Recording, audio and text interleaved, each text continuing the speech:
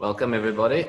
We're just going to give a minute or two for everyone to get settled in with a glass of wine, hopefully. That's the purpose of why we're here today. So, like last week, please tell us where you joined from. We had last week we had people from London, Oxford and Bath and Horsham. We even had some people from Denver, Colorado and Minnesota last week. Barry, I don't know if you've seen that. I didn't. That's fantastic. Quite early for them to be having wine, but they were joining us. So and obviously a few South Africans as well. Not sure if they're based in the UK or based this side. Okay, so more people rolling in. See, this week we've almost got a full webinar, which is fabulous. Hi, Tony Bishop from Surrey. Terry, welcome back. Nice to see you again. Hope your rosé is nice and chilled. While we're just waiting for everyone, you can pour yourselves a glass of wine so long. I kept you waiting a bit last week before we got to the wine bit, so you're welcome, obviously, to pour yourself and have a bit of a sip so long while we're waiting. David from Horsham. Hi, David. Angus from Haywards Heath. Yep. Okay. Keep on coming in. I hope you've all received your boxes of wine. For those that haven't, they'll definitely be there this week. Jim and Jenny from Horsham. Hi, guys. Yes. Okay. We're just waiting. There's more people coming in, so let's just give it another 30-something seconds.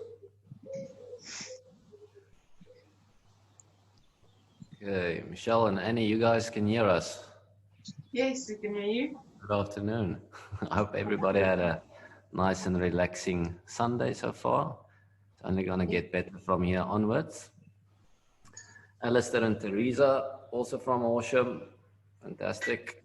Barry, you seem to have quite a few Horsham followers. We have a fantastic Horsham following, I must say. All our neighbors are very supportive of the Benguela Cove brand and Leonardslee and Mannings Heath. Fantastic. Okay. Oh no, there's more people coming. Sorry, I'm just gonna. I think give them another 30 seconds, Johann. I think we've got a couple of late joiners. We can start. Okay.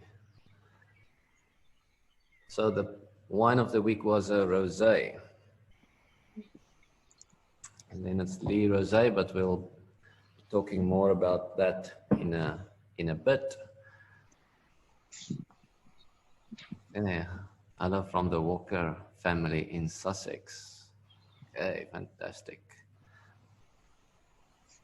Luckily there's more than one bottle in the box for the whole family joining. That's great to see everybody's joining. Neil and Jane from Horsham, enjoying the background. Hope to have you back soon, Neil. Okay, so yeah, I'm Johann Fourie. I'm the Cellar Master at Benguela Cove in South Africa, and that's where I'm coming from. Sitting in South Africa, we're in lockdown. I think I've lost track on week how much it is by now, but I'm the Cellar Master this side, and also the Cellar Master at Mannings Heath Golf Club and Wine Estate in Sussex. Joining me is Barry Anderson, which is our managing director. So they want to talk along? They're going to come and sit on your shoulder. Barry is our managing director and call him our wine guy, heads up all our winemaking operations in the UK. And then also joining us, not sure if you can see them, but maybe if you can just say hi, Annie and Michelle, so the screen turns to you guys. Hi. Annie's our chef, and she's She agreed to coming up with a recipe for each wine we're covering each week. They all, up until now, have been quite grill, barbecue, outdoor, like themed food. And then also next to Annie is Michelle, which is our assistant winemaker and the glue that keeps everything wine related together on this side of the world. So as I said, we're doing the rosé. I hope everybody got their wines. I just want to obviously you're welcome to share with any rosé wine if you didn't get them, and we're also recording this, so if you want to order these wines later on, you can still go back and have a look at them, and we can do the tasting along again. So I just also want to remind you that at the bottom of your screen there's a Q&A section, so please ask as much questions as you like. We'll keep an eye on them and try to answer as most of them as possible. And then there's also a chat section on the side, so you're welcome to put your tasting notes or whatever you feel like talking about on the side. You can put them there, but it's just a little bit easier to pick up on the questions when they're in the Q&A section. So Annie, what do you have going there? It looks amazing. What are you cooking up this week for us? Hi, so seeing as it is spring in the UK, we thought we'd do something nice, light and refreshing to be paired with our Leonardslee Rosé. So we're doing a grilled prawns and watermelon salad on the braai. To start off with, we're just going to make a nice little quick marinade for the prawns, which just consists of a little bit of chopped thyme, chopped mint, a little bit of olive oil, some pepper, salt, and some lemon zest and juice. So before we get to that, you're just going to get your prawns ready. So I just devein them. Okay, how are you showing us how to do that? Yes, of course I am. So it's just putting it's putting your prawns down nice and flat on your board, making a nice little incision on the back of it. Please make sure you grab your knife nice and tight if you want it slipping. And you're just going to open that up. And then you'll see on the back of it, it's just a little vein that you're going to take out. And then they're going to go straight into your marinade. Let me just cut them. Okay, and then you're going to leave them in there for about an hour. You don't want to leave them in there for too long, but you want to keep that nice sweetness of the prawns.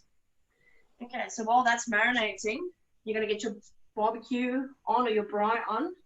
You want a nice high heat on it, because as we're going to be doing prawns and watermelon on there, you don't want your watermelon to go soggy if it's on there too long, or you want your prawns to overcook and become tough. So it's like a flash grill then? Yes. Okay, quick. Okay, and then while your grill is heating up and your prawns is marinating, you can get everything ready for your salad. So it's a very simple salad. I'm not adding a lot of ingredients. I just have some cherry tomatoes. It's cut in half, some cucumber ribbons, some celery coals. And how do you get them to cool? Cooling them is pretty easy. You just take the stalk and you use a normal little vegetable peeler, and the same thing with the cucumber, and you just peel them and you drop them in an ice bath. And then that just makes them curl up nice. It adds a little bit of finesse to your salad. And then, of course, we have our watermelon cubes over here as well. Okay. So after all of that, and after your prawns has been marinating, you're just going to pop them on a skewer. So I'm using wooden skewers. If you're using them, just make sure you soak them in water for about 30 minutes.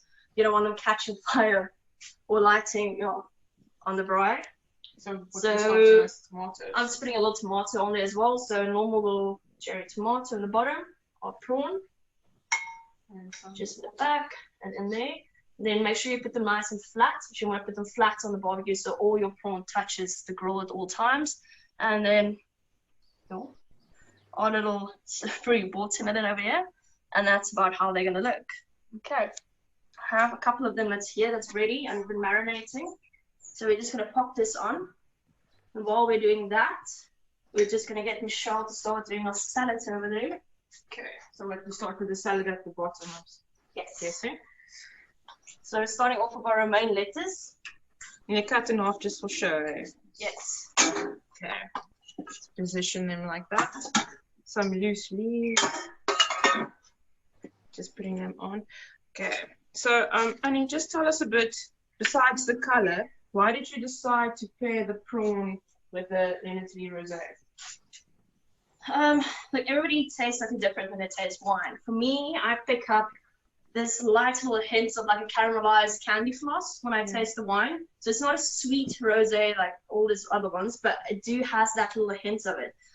So that's the reason we're putting a watermelon on the grill as well, because it just, that char that you have on your watermelon just caramelizes sugars in it. And then that just, I don't know, it just elevates the wine, brings out another little character in it that I find very, I don't know, it's... So the taste on the stew is kind of just mimics the flavors on the wine, I guess. Definitely.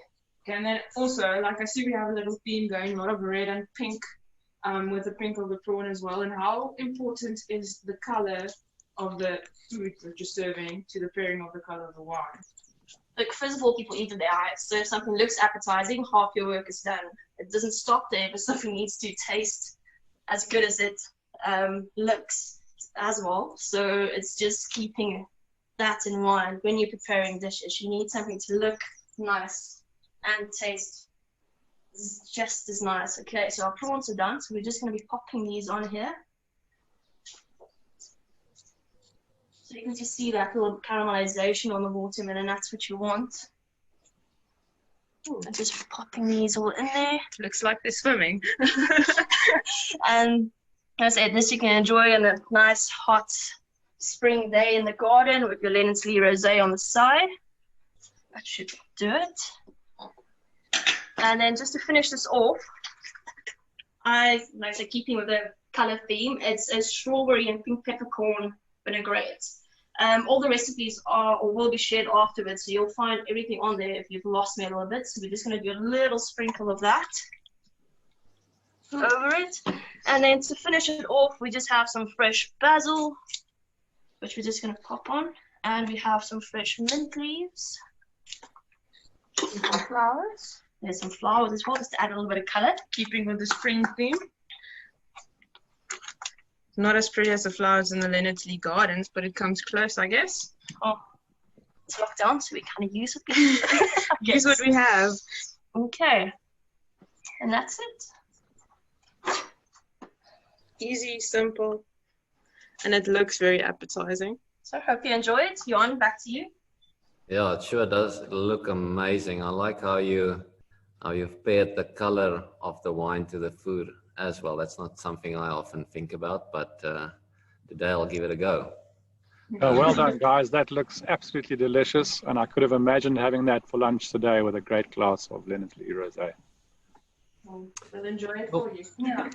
Cheers. Talking of the rosé, so you can pour yourself a little bit if you have not done so already. I'm just like we've done last week, maybe just share a little bit of information on rosé and the making of it. So pour yourself, and while I'm talking, we've discussed the whole swirling thing last week and the sniffing and the tasting. For those that missed out, that didn't join us last week, you're welcome to go back and watch last week's recording where we covered a little bit of a 101 on wine tasting and wine appreciation. So I hope everyone's got, it's a week later now, everybody's got the whole swirling thing under control. Barry, do you have some wine on your side? I certainly do. We've had the most amazing summer weather or spring weather, and I've actually enjoyed a glass of this early on today. So I was just worried for a second that I'm not seeing wine on your side. Don't you worry, I have my stock. Okay, so the wine we're doing, as you know, is the Leonardslee Rosé.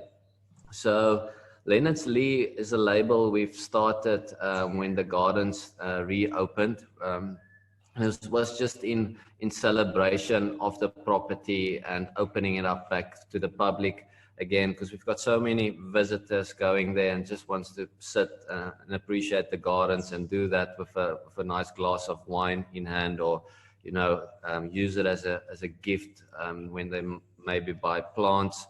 So we've started these wines, like all of them. The white is a Sauvignon, this rosé that we're having, and a red wine, a Syrah. They're all kind of inspired by call it the gardens, when I'm there, just the feeling that you get when you're in the garden. So they're fresh, they're vibrant, they're colorful, and it's just like, you know, it's like spring, summer inspired wines, you know, because that's obviously when the gardens are showing off, you know. So it was taking all of those elements and taking that to the blending table when we did these wines. And I mean, what a better example than a fresh, vibrant wine, a summery wine than a rosé. So I'm glad you selected this one for today, Barry. Just for those that did miss out last week, just quickly want to get back to this and where we are in Hermanus, South Africa. So all the way at the southernmost tip of Africa is a little town called Hermanus. So those of you that have visited South Africa, the chances are really good that you've been to Hermanus. It's like after Cape Town, it's the place you go to visit. So we're in this yellow pocket here, which is the bigger region, or what is called the Walker Bay. So all these colored spots are different grape growing regions, and they've all been identified as separate regions because they're all, their grape growing conditions are so different. So be that soil type or climate or proximity to the ocean or altitude, even though this is a very small section, it's about 400 miles from top to bottom and left to right. So it's really not big, but extremely diverse. So for every 30 miles you go, you're in a totally different space. And if you take one grape, let's say Sauvignon Blanc, and you put them in all these different regions, you'll end up having all different wines coming from these different regions, just because of the impact that the surroundings, the nature, the climate has on the wine. So I told you about this term last week, which is terroir, which is just a collective of all these factors that influence a wine. So this is the ocean at the bottom. So as you can tell, we're sitting right on the ocean's edge. And in fact, we're 2.7 meters above sea level, and probably the closest vineyard to the ocean in South Africa, if not the world. So just moving on from that, this is the little village called Hermanus, which is our hometown. And then Hermanus, obviously, and Walker Bay, famous for its vineyards and the quality of wines that it produces. I spoke a little bit last week about cool climate wines, which we are fortunate to have these cool climate grape growing conditions. Hermanus obviously known for these, other than wine, also for these gentle giants that picks our shores as their playground every year. And then obviously our beaches as well, all of which makes me think and feel like rosé. So again, Barry, very fitting that you selected a rosé wine for today. So thanks, Johann. You're making me quite homesick looking at those beautiful pics. So rosé, yeah, I don't think a lot of people realize rosé and how it's made. So I'm just gonna quickly talk you through some of the background behind rosé and the different techniques that a winemaker can use to produce rosé. So as you can see, various colors. There's no limitation or rules on the color. Obviously, it can't be white because then it would be a white wine. But in essence, a rosé is a white wine made from red grapes. So it's following white winemaking process, but using red grapes for that. And with the contact that the wines got with the skins of the berry, it makes for this pinkish color. So it can be as light as these ones. The pink, the color hue differ, and they can go as dark as this one that I'm showing here, which is almost kind of bordering into Pinot Noir type of color. So, Johann, I'll sorry to interrupt you there, but obviously our Leonardslee Rosé quite a light onion skin color.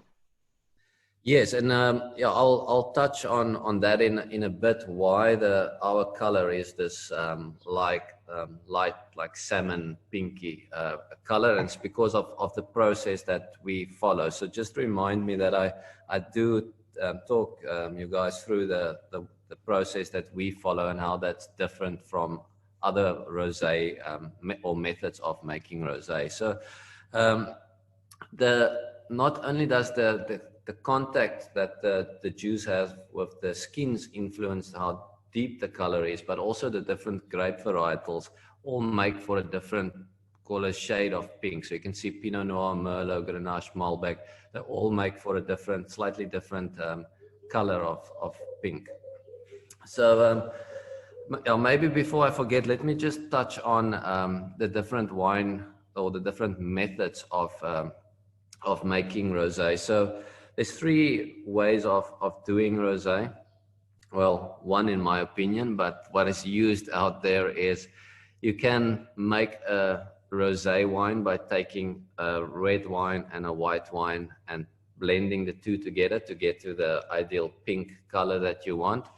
No, like that's not a great way of doing it, for the reason being that the red wine has got tannins, so it's quite as a red wine is, it's got this tannin and this grip to it, and so when you have that in a chilled pink wine, it's really not a pleasant drink. And you can also tell by the color. The color is never really great and vibrant. So like anything, if you take shortcuts, which this process is, the result isn't that great, you know. So the second method is the Saignée method, which is just means to bleed off. So when we do red wine making, and you'll remember from last week, the color gets extracted out of the berry skin.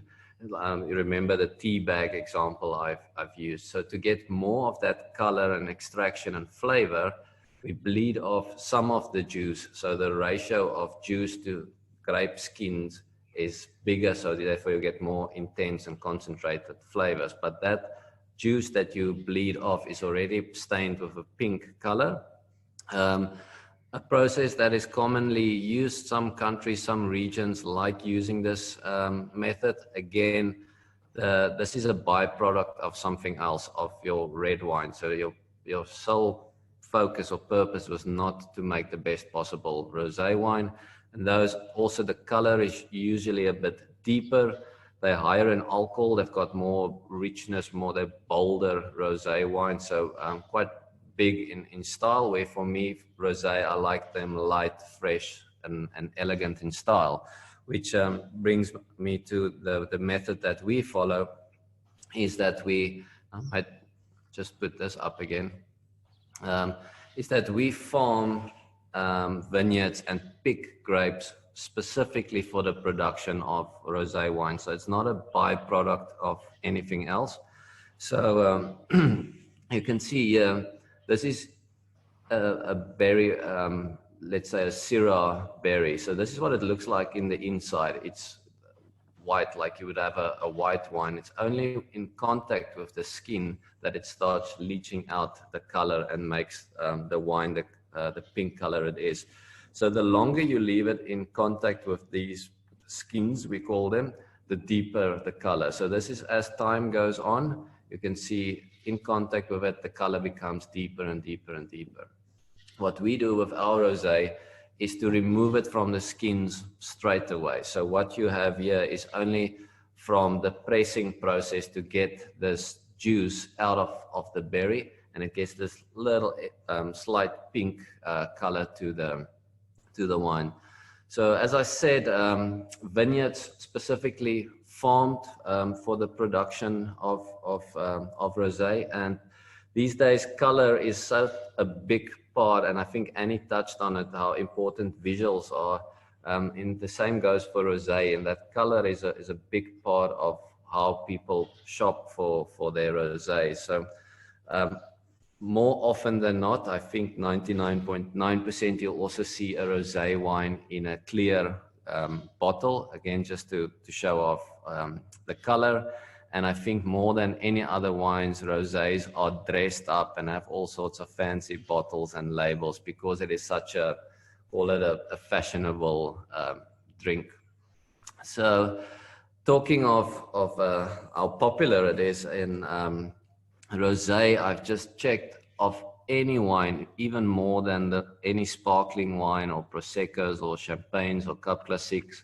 Rosé is the #1 wine that is mentioned on Instagram. It's got more than 3 million of these hashtag rosés connected to it. So, which I was quite surprised to find that rosé is the most shared one. People, for some reason, like putting up photos of themselves with rosé. So, and then often people think of a rosé as a nice outdoor patio sipper wine, you know, which it is. It's great for that.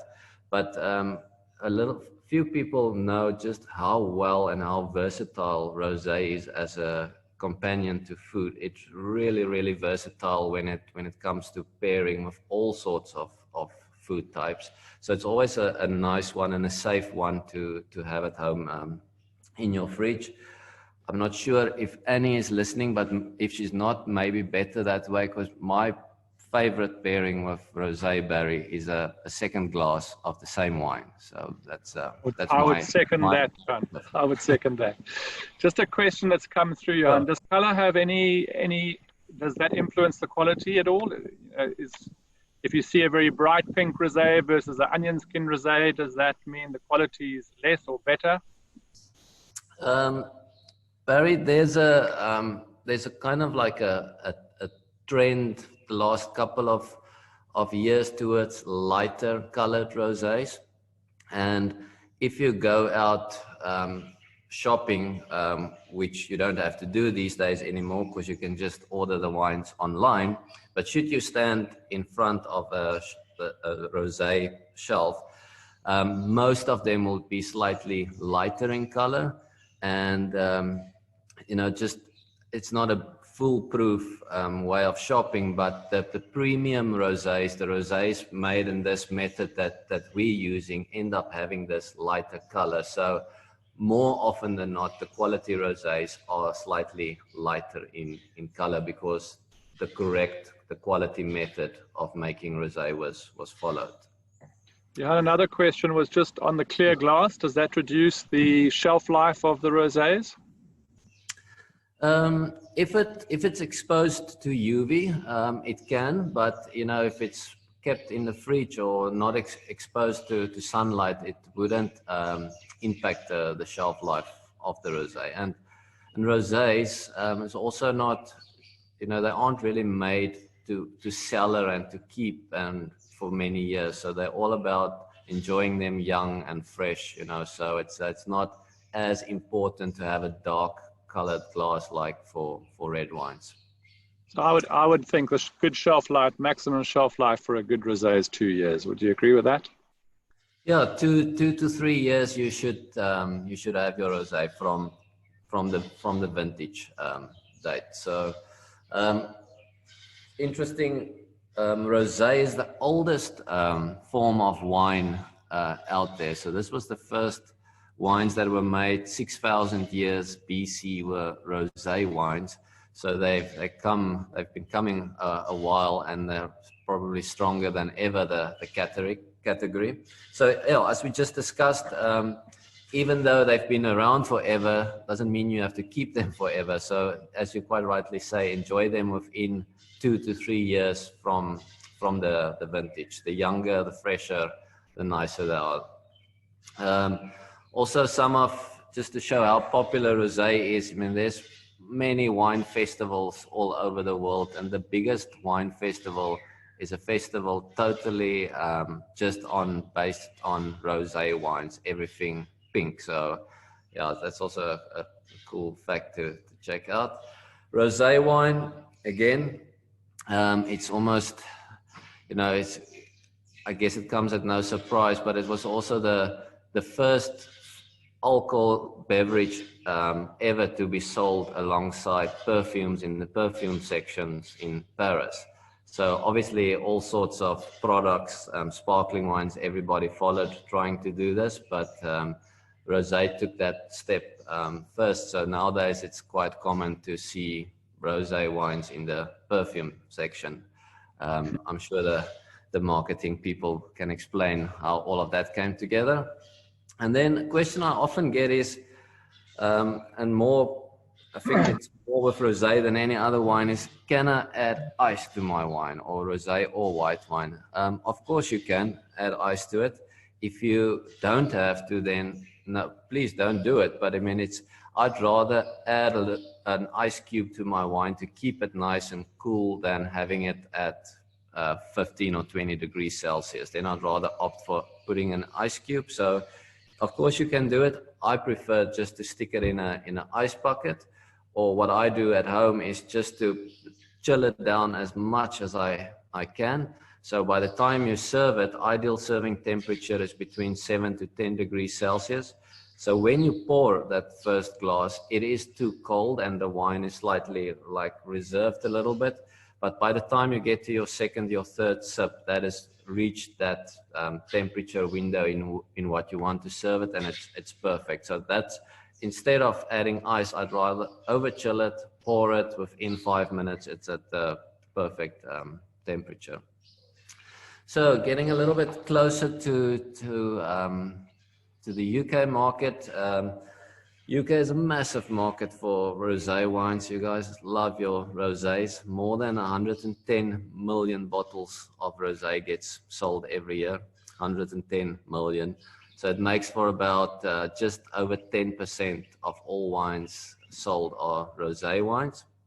And then interestingly enough, what I've also picked up is another rosé trend is the whole brosé or real men drink pink movement, in that the biggest growth for the rosé category is men starting to drink pink wine. So gone are the days that men are worried about being spotted with a glass of pink wine. So interesting that men are really getting onto the rosé. Well, I don't know if you can see, and I'm wearing my bright pink shirt today to celebrate a good rosé. There you go. So, getting to the wine, and I've a lot of people liked and asked for the aroma wheel. We'll share this again. So for those that are joining us first time, these are just some flavors that you can potentially pick up in rosés. So if you smell red fruit, you can go and see, is it pomegranate, strawberry, raspberry? What am I smelling? Citrus. It just helps you to identify those flavors in the wine. So for this wine, I get quite a lot of, and Annie mentioned it, and that's why it's jumping to my mind, is that cotton candy, but it's also got nice strawberry notes.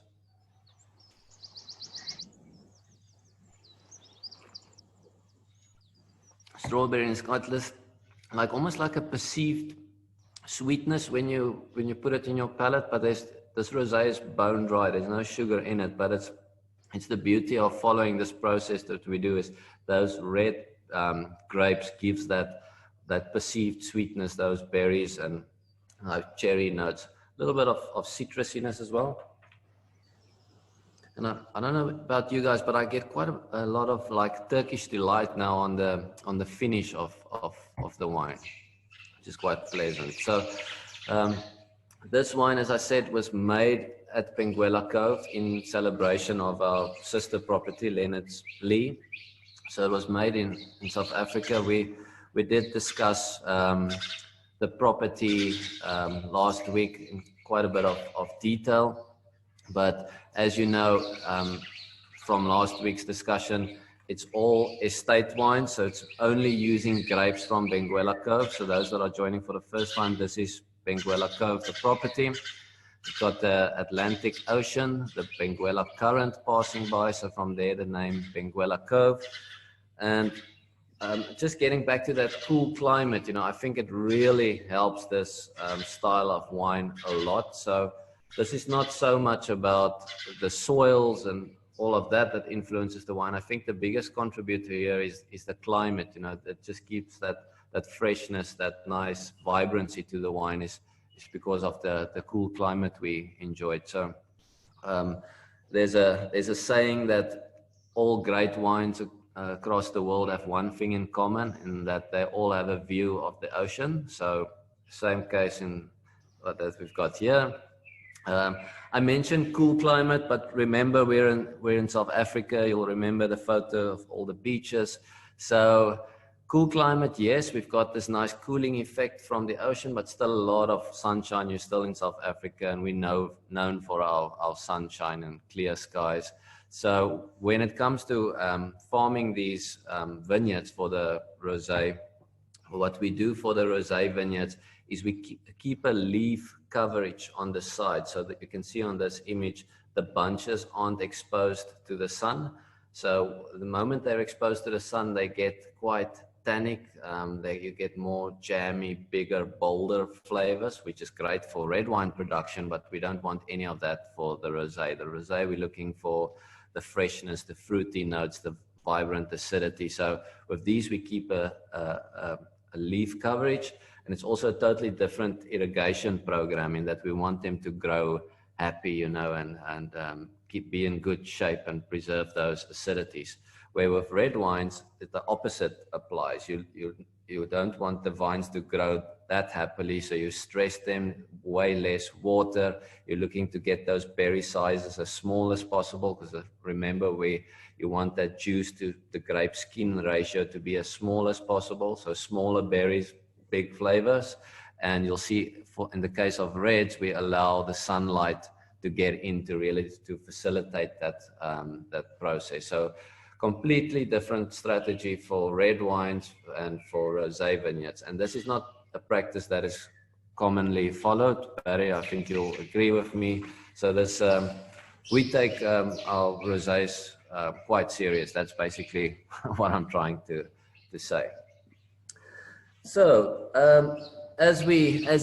each year goes by, you taste the wines, you review the wines, and you're constantly part of making wine, or for me at least, is looking, how can I improve? Each year should be an improvement on the previous year.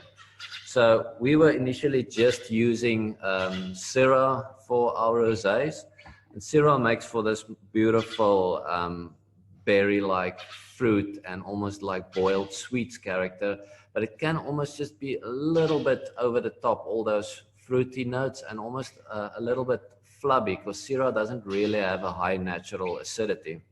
So what I've done is just to firm it up a bit and give it more freshness and acidity, is we've started blending in Sauvignon Blanc.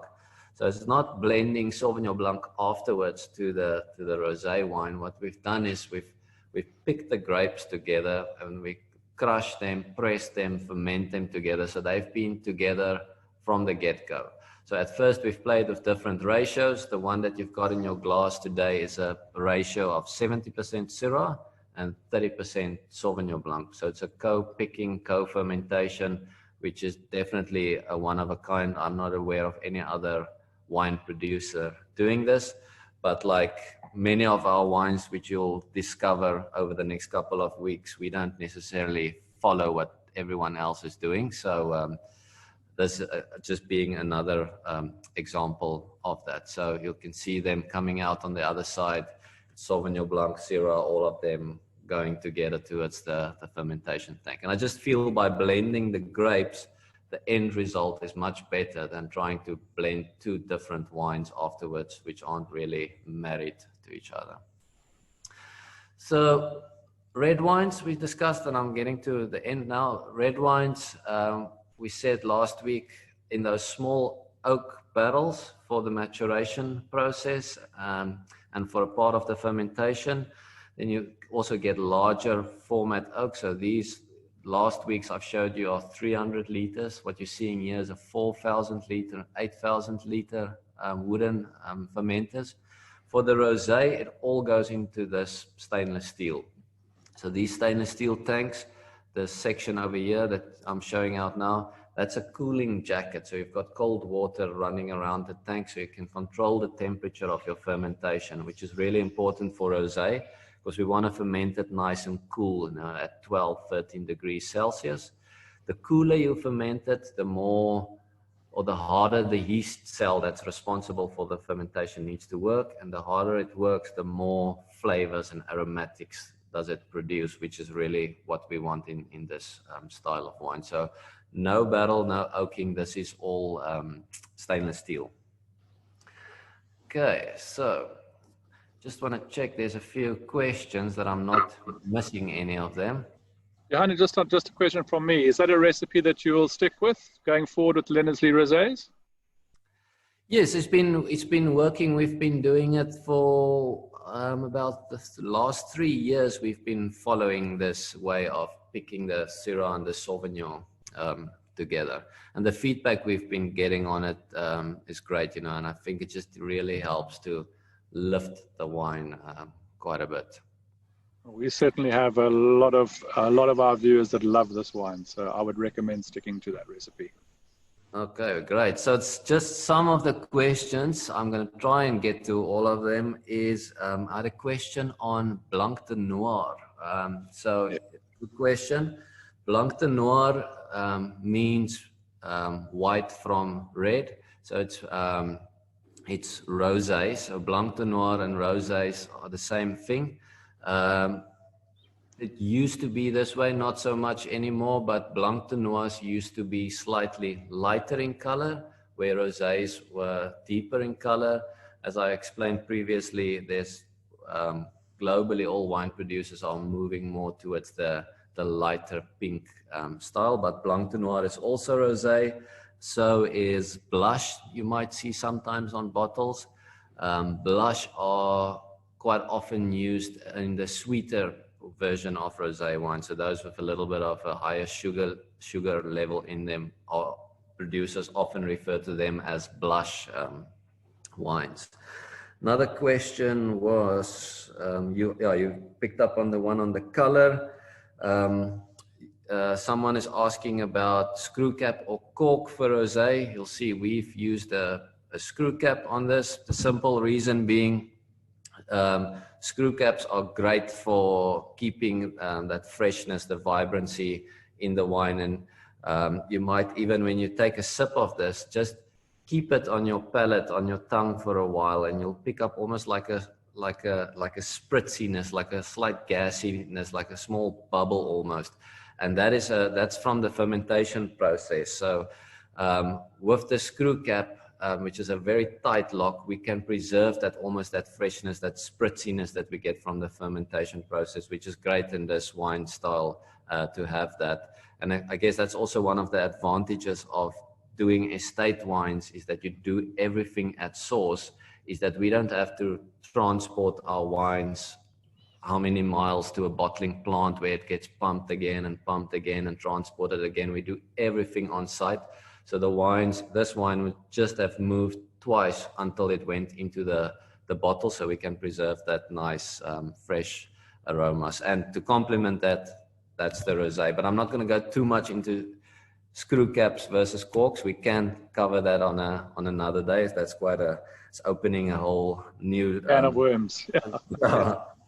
What's another question? Okay, the vintage of this wine should be on the back. You'll see on the back label is the vintage, and the question, sorry, I misunderstood the question. Yeah, the vintage, and what you're seeing on the back, the question is that when it was bottled, or was that when it was made? So the vintage, what you see, in this case 2018, it's always, call it the birth date. It's when the wines were picked. So these grapes were picked in 2018. You might, in the case of reds, only bottle it a year or two later, but what goes onto the bottle is the year that the grapes were picked. Okay, Barry, am I missing any other questions? I think you've covered most of the questions. For those that we haven't covered, we'll certainly respond to you after this webinar. Okay, there's another comment, or is a comment or a question. Someone is saying they see on the website you can buy plants online. Can I send plants and wine as a gift? Barry, is that possible? Can you send them? Absolutely. Yeah, we'll deliver them together. So yeah. So there you go. It's a great gift for someone. Give them some work to do, and then afterwards they've got something to enjoy for their gardening. Oh dear, I'm going to try and get to more of those questions a little bit later on.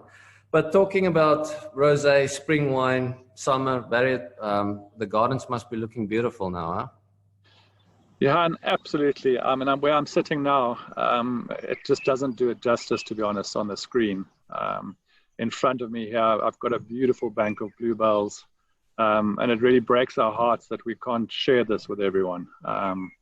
I've got a couple of Stephen, head gardener, myself, took a walk around the gardens on Friday, and we put together a collection of photographs which we want to share with all of you. Oh, fantastic. Yeah, we just thought we'd show you what we see every day. And we really hope this lockdown does end sometime soon and everyone can still get to enjoy the summer with us at Leonardslee Gardens. So if you guys are ready, I think I'm going to share my screen and then I'll take you through a couple of shots that we took the other day. That'll be great. Bear with me.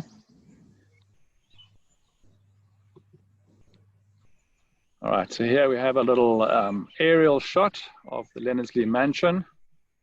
And then to the right there, you'll see our UK Leonardslee vineyard. There's a little bit of pinotage planted there and a bit of Pinot Noir. We've just got planning permission for those as fresh, hot off the press, that we'll be turning the Leonardslee mansion into a small boutique hotel. So we are really excited about that one. There's another beautiful aerial photograph of the South Downs and over the top of Leonardslee Gardens. And here, I'm sure a lot of our viewers have spent a bit of time in this part of the garden. This is certainly the jewel of Leonardslee. This is our rock garden, looking down from the top, and spectacular. The gardeners have done a lot of work on the rock garden this year, so highly recommend those that haven't been here or unfortunately haven't been able to come and have a look. As soon as we open, make a trip and come and see this rock garden. It's looking spectacular. Sorry, there we go. There we go. If for those that wondered what I was talking about, there's a view of the rock garden currently. Then we've got quite a few miles of pathways, and Leonardslee is renowned for its rhododendrons and azaleas. So all of these pathways are lined with this massive, beautiful, beautiful color. There's a view from where I'm sitting right now. So Leonardslee is famous for not only the gardens, but the beautiful lakes that we have. There's a series of 6 beautiful lakes. Some of the oldest lakes date back down up to, I think it's the 1700s, originally built for the iron ore industry. There's one of a misty morning that I think our head gardener, Stephen, took this shot. Another view of one of our many pathways, little benches, and yeah, just time to sit and take in these beautiful scenes. And those, all of you, I'm sure, recognize that beautiful magnolia tree just in front of the mansion house. That was in full bloom 2 weeks ago. Unfortunately, we've all missed it now. It's past its time. And there you go. There's the bluebells in full bloom at the moment and looking spectacular. Wow. And then something else that Leonardslee Gardens is quite famous for, as I'm sure most of you know, is the old wallabies. And if you see that wallaby taking in the view of the bluebells, in her pouch is a little joey. And at the moment we've got up at the breeding pens, I think we've got 4 of our female wallabies that have joeys. I think we have a total of 35 wallabies running around the gardens. Quite a few of them are wild, and we have a little breeding pen where we keep just the females and the joeys, and I think one or 2 males. So that's just a couple of pics that I thought I'd share with you all. Certainly, a picture never does justice, so we look forward to welcoming you all back very soon. Yeah, it's funny. I was supposed to be there right now. Absolutely, and we miss you. I'm just picking up on some more of the comments. So people are commenting, wine tastes like strawberries in cream. Someone asks, why did we plant pinotage? So just a quick answer on that is, as I mentioned with the rosé and the method we use, we like playing around, well, in a responsible way, I guess, but we like experimenting and trying out different things and new things, especially on the grape growing and wine making side. You know, we have a total wine range just dedicated to all our research and experimental work, which we do, which is called the vinography wines, which I'm sure is available online.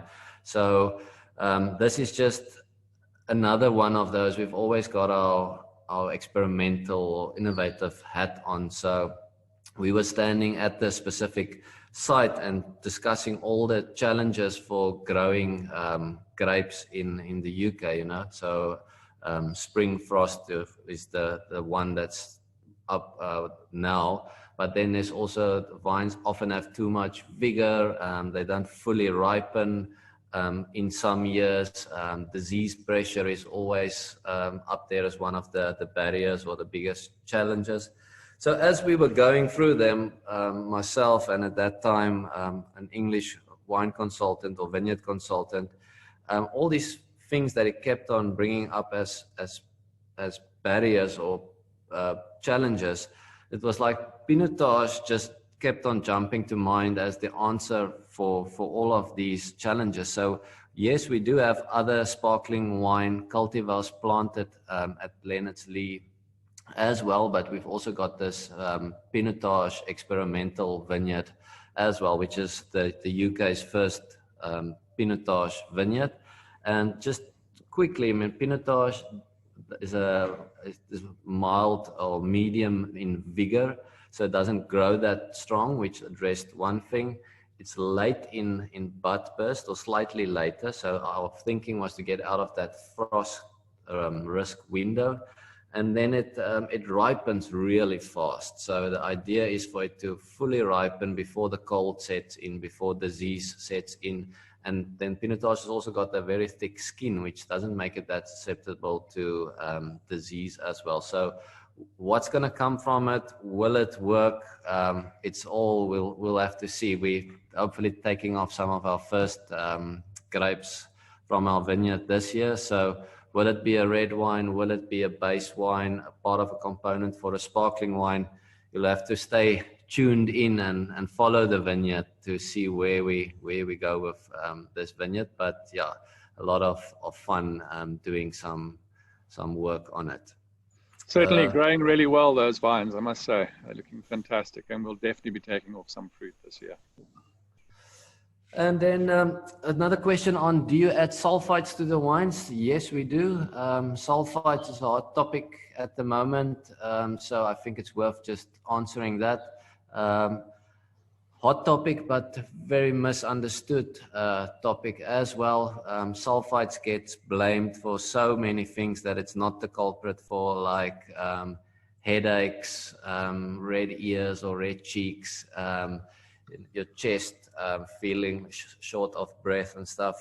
So sulfite is an allergen, but all those factors that I've mentioned, sulfite is not the cause of one of those. It's all other like histamine and all sorts of other components other than sulfite causing it, or in alcohol, or all sorts of other allergies might cause this. So we do add sulfur, and maybe for everybody's knowledge, even organic wines or biodynamic wines also have sulfur. You have to have sulfur in your wine to preserve the wine, because otherwise, by the time it gets to you, the wine is not what it was when we bottled it. And you'll remember from last week that everything we do on this side is to showcase Benguela Cove, and for us to showcase that, and for you guys now to open and have Benguela Cove in your glass, we have to add a little bit of sulfur.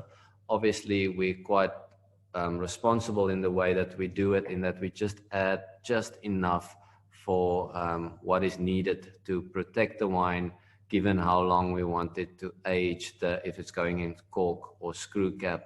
So there's a whole, the oxygen levels in the wine. It's very technical, but we are cautious and we try to keep it as low as possible. But for you to enjoy the wine, to look good in the glass, to be fresh and nice, sulfur is a big part of it. And to give you an idea, I don't have the exact numbers, but I'm happy to go and look it up for you. Something like orange juice, I think it's got 7 or 8 times more sulfur in it than wine. Chorizos or salamis, couple of like 20 times more. Dried fruit has got like, I don't know, 20, 30 times more sulfur in it. Even something what is seen as healthy as yogurt, it's got all of those have more sulfur in it than wine. So yeah, it's a very misunderstood topic, sulfur, but I'm happy to go and look up those exact numbers for you. I don't want to go on too long. There's a question, Barry. How is lockdown affecting Benguela Cove, and can you guys export?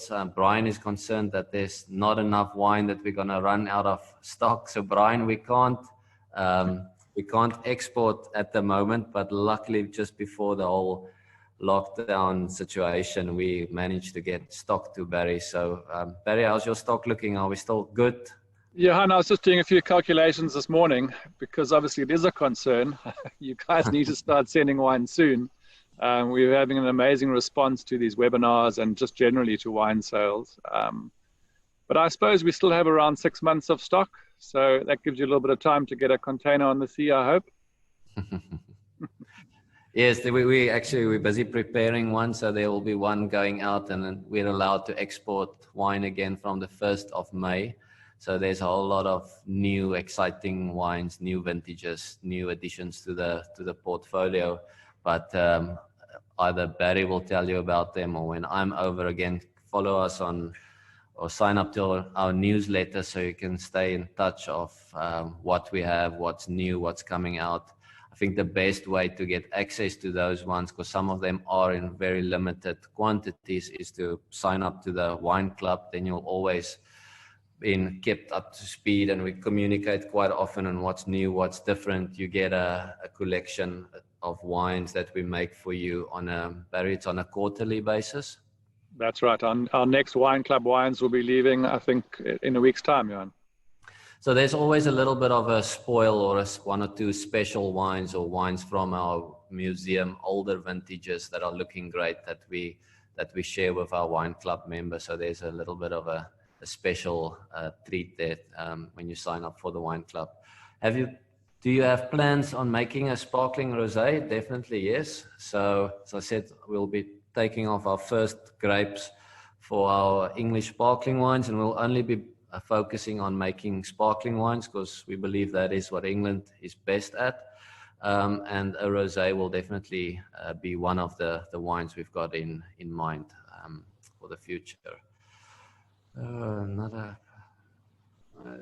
I think the question is, do you use pesticides? We're quite fortunate with what I've mentioned last week, is that being so close to the ocean and having the wind and having constant wind, is that if there is pests or any fungicides or anything growing and we have to manage it, we will. But we get away with maybe using, 5 or 10% of what would normally be used in other grape growing regions of the world, just because we've got this advantage of the wind keeping our vineyards dry and healthy at all times. So we're very fortunate in that regard. I think I could just answer for the UK side. We try and farm all the time as green as possible. And we stay away from herbicides as far as possible, as we do insecticides. We certainly do not spray at this stage any insecticides on our UK vineyards, only fungal sprays, which are generally very organic, mostly just sulfurs and coppers. Yeah, we've moved on Benguela Cove from insecticides specifically totally away. We're just using natural predators, and it works so good. So there's no reason for people still to be using insecticides. In depth of color, enough sweetness in the rosé. Depth of color. Okay, so there's a question: does the how deep or how dark the color is that an indication of the sweetness level? If I have to generalize, yes, the darker ones are most of the times the sweeter versions of it. But again, there's no rules, so I can have a rosé of this color and also have it sweet. So, but in general, the style of wines in this light pink color are dry rosés. So I don't want to say the darker ones are sweeter, but it's if I have to generalize or take a stab at it, yes, it's more often than not the case that deeper, darker pink ones are sweeter. The reason being the deeper color is because it's used by either blending the white and the red wine or using that saignée, that bleeding method, which is darker in color. And because those have tannins from the red wine or from the skins in them, which is quite hard if you have that in a chilled white or a chilled rosé style. So to mask or to hide those tannins, you add sugar, and the sugar kind of makes you, it masks those tannins, that harsh bitterness. So that's why those are often the sweeter version as well. There's a reason why they've got sugar, and that's just to hide, call it the faults or the unpleasant characters in the wine. Okay. Should I show our viewers what we have on offer? I think please do. Let me share my screen. I think next up is a sparkling wine. We've got our wallaby there. All right, so we've got our April tasting pack. Most of you that are watching tonight, I'm sure, have got these wines. For those that don't, the April pack has 2 of last week's wine, the Lighthouse Syrah in it. As Johann mentioned earlier, those of you that haven't seen the webinar, you're able to download that on YouTube or just go to our website and have a look at it and enjoy that tasting with us. The second one in the pack would be the Leonardslee Rosé, which by now we all know a lot about. 2 bottles of that. And then 2 bottles of next week's wine, which is our Joie de Vivre sparkling wine. I mentioned last week this was rated one of the top 10 sparkling wines in South Africa recently. So certainly a wine to celebrate, and one I highly recommend you guys get your hands on. So that box sells for £85. Then we have the 6-week pack. This has been one of our best sellers at the moment. So that's a wine that you can enjoy with us every week for the next 6 weeks. Again, the Lighthouse Syrah, the Joie de Vivre and Leonardslee Rosé. And then the wines that will be for May will be the Benguela Cove Semillon Sauvignon Blanc, which is a wine to be enjoyed with food. And as this webinar is not just about wine, it's wine and food, we decided to pick out this wine. And then the 5th wine will be our Collage, which is a Bordeaux blend. Beautiful example, elegant example of a great red. Benguela Cove, not only renowned for producing fantastic white wines, but certainly brilliant reds. And then we thought we'd finish the series with something sweet. And we've got a lovely bottle there of Noble Late Harvest. So all in all, 6 beautiful wines there, selected by our winemaker, Johann, and that's selling for £89. And you're delivering them for free, right? We are. We're delivering nationally for free on these mixed boxes.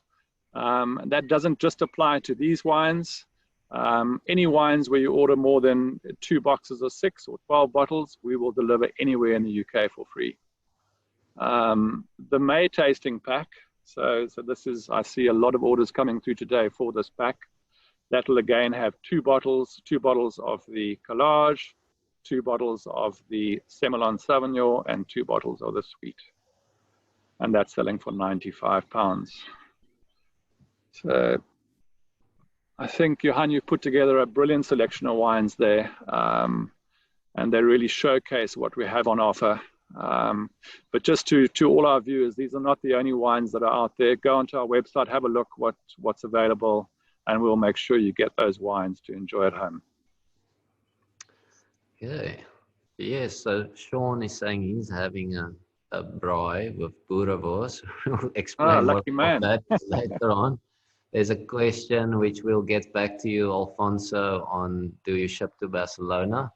I think, Alfonso, the best is to go onto our website, because unfortunately I don't have your contact details here, and just make contact or reach out to Barry, and we'll see what we can put together for you. Another way of finding these wines is, and a lot of you have sent us pictures from last weekend of your leg of lamb and how it ended up being, and some of those photos looked amazing. So we would like to share some of your photos enjoying the wine or doing your food. So if you can send us a photo either of yourself or the family sitting looking at these or enjoying the wines, or just maybe want to take a bottle shot of the bottle next to the plants or the gardening you've just done, it's totally up to you.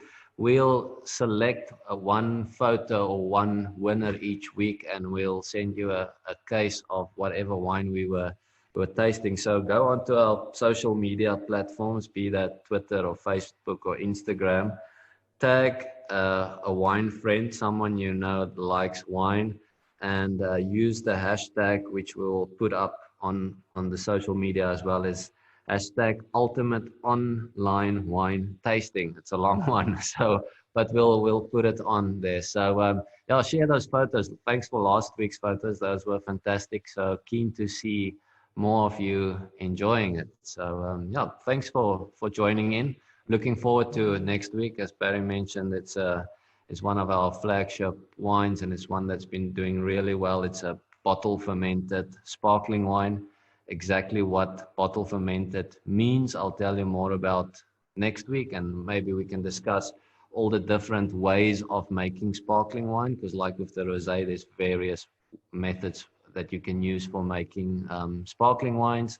So yeah, I think that's a wrap and enough for this week, and Annie will work on a recipe. I'm quite curious to see what she comes up and what she pairs with a sparkling wine, because it can be a challenging one at times to work with food. So, but I'm sure Annie will come up with something. Yeah, Johann, I've been set a challenge to do a live sabrage, so that's going to be interesting. That'll certainly be worth tuning in for. All right. Yeah, that's a good one. You can show us how to do that. That'll be fantastic. Yeah. Great stuff. Thanks, Barry. Thanks, Annie, Michelle. Enjoy the rest of your afternoon, and see you next week. Thank you, Johann. Cheers. Cheers to all the viewers. We'll see you next week. Thank you everyone for joining. See ya. Bye.